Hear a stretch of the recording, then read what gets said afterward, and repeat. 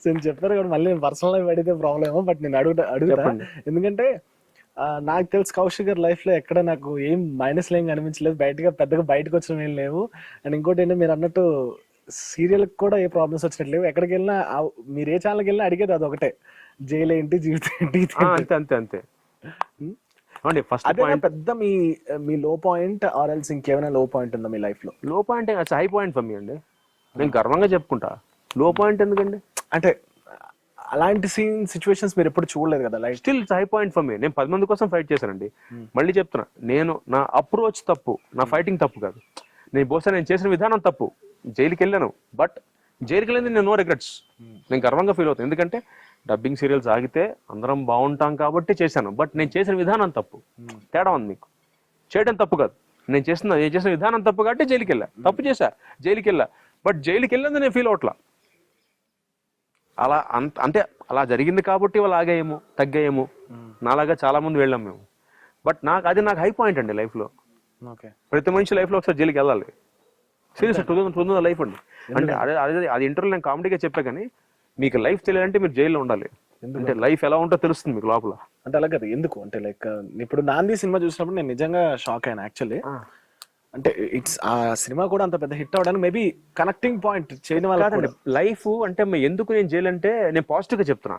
అంటే మీరు ఆలోచించండి, ఒక బరాక్ లో అక్కడి నుంచి ఇక్కడ దాకా ఒక బరాక్ ఉంటే అందులో 70 మంది ఉంటారు. మీకు టైం తెలీదు, మీకు ఫోన్ ఉండదు, మీకు ఏమీ తెలియదు. రాత్రి పగలు రాత్రి అవుతూ ఉంటుంది. ఫుడ్ పెట్టి వెళ్ళిపోతారు.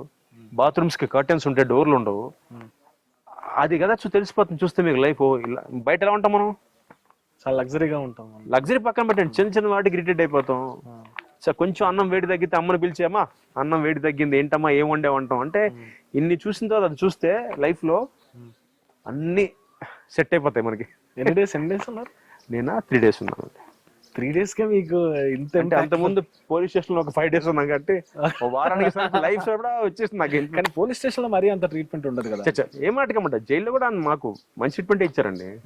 బికాస్ అంటే నేను సెలబ్రిటీని కాబట్టి 4th day ఉండుంటే నేను జనరల్ విఐపి బరాక్ కి మారేవాడేమో. సో 3 days జనరల్ బరాక్ లో పెడతారు. రూల్ అది.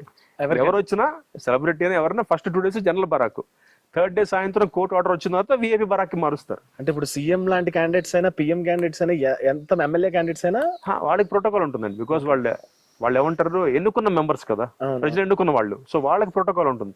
సెలబ్రిటీస్ చెప్తారు. సెలబ్రిటీస్ ఎవరు వచ్చినా డైరెక్ట్ గా పెట్టారు. ఫస్ట్ జనరల్ లో పెట్టి వాళ్ళ శిక్షణ బట్టి, వాళ్ళ స్థాయిని బట్టి దాని వల్ల విఐపి బరాక్ పెద్ద తేడా ఉండదు. విఐపి బరాక్ లో టీవీ, పేపర్, బాత్రూమ్ ఉంటుంది. ఏదైనా ఊరు షూటింగ్ వెళ్ళి అనుకోండి, నేను ఫస్ట్ చూసేది 2 కమ్మోడు, మంచం. నేను అవుట్డోర్ షూటింగ్ వెళ్తే 2 చూసుకుంటా.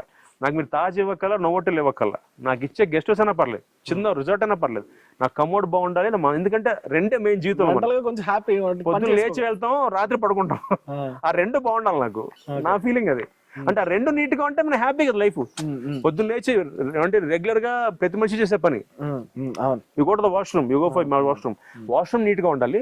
రాత్రి పడుకునే మంచం నీట్ గా ఉండాలి. ఆ 2 చూసుకుంటాను నేను. ఆ 2 అడుగుతా, బాబు ఆ 2 నీట్ గా ఉన్నాయా?